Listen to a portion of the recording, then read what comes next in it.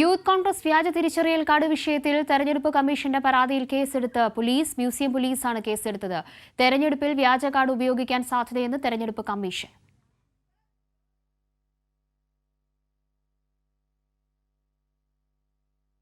കോൺഗ്രസ് സംഘടനാ തെരഞ്ഞെടുപ്പിനായി വ്യാജ election ID card നിർമ്മിച്ച സംഭവത്തിലാണ് പോലീസിന്റെ നിർണായകമായ ഇടപെടൽ. നിലവിലെ കേസിന് പുറമെ തെരഞ്ഞെടുപ്പ് കമ്മീഷന്റെ പരാതിയിൽ പോലീസ് പുതിയ കേസെടുത്തു.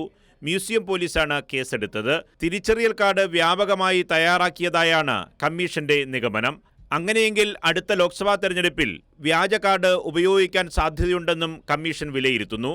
അതുകൊണ്ട് തന്നെ ഗൗരവതരമായ അന്വേഷണം വേണമെന്നാണ് ഇലക്ഷൻ കമ്മീഷന്റെ ആവശ്യം.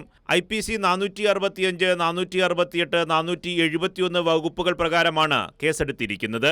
IPC 465 പ്രകാരം വ്യാജരേഖ ചമച്ചതിന് 2 വർഷം വരെ തടവ് ശിക്ഷ ലഭിക്കാവുന്ന കുറ്റമാണ്.